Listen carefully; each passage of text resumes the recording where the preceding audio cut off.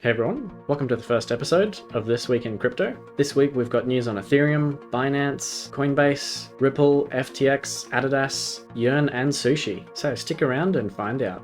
Now, starting off, obviously with the most important being the Ethereum upgrade, codenamed Chapella, which finally allows ETH stakers to finally withdraw their ETH tokens that they've been staking for almost 2 years.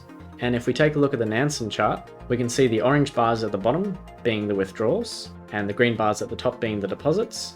There has been a big flood of withdrawals so far, and a few spikes here and there of deposits again, but the total amount deposited into ETH2 fell from about 18.1 million to now a smooth 18 million. And while everyone was worried about all these ETH tokens being unlocked and being dumped on the market, ETH shot from about $2,000 to just above $2,100 on the day of the upgrade. Next up, we've got Twitter expanding their cash tags, which is something they've had for a while, where you could do the $ and then the asset ticker after, so $BTC, and if you clicked on it, it just went to other tweets with the Bitcoin cash tag. But now Twitter has teamed up with eToro to show updated charts and allow Twitter users to buy crypto and stocks potentially through the Twitter app. Next, of course, we've got Binance US in a bit of hot water. There's reports of them having a bit of trouble getting US banking partners, and at the moment Binance is having to hold their US funds in a financial technology firm, Prime Trust, until they can secure a banking partner.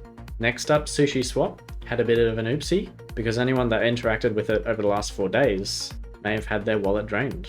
Next, we've got an anonymous account on Twitter, which goes by the name of Wicked, tweeting out, "It's weird how Brian Armstrong is actively ignoring the Bitcoin Lightning Network. He hasn't ever tweeted about it, not even once." And then Brian Armstrong, the CEO of Coinbase, responds with, "My tweets auto-delete after some number of months, so there's no search history. Lightning is great, and it's something we'll integrate." So we could be seeing Coinbase allow deposits and withdrawals over the Lightning Network, possibly over the next few months, and hopefully by the end of the year. Now, whether you want to call this good news or bad news, it's up to you, but Ripple has just signed a CBDC deal with Montenegro, and the Central Bank of Montenegro came out and said they've agreed to work with Ripple in developing a strategy and pilot program for launching the country's first CBDC or national stablecoin.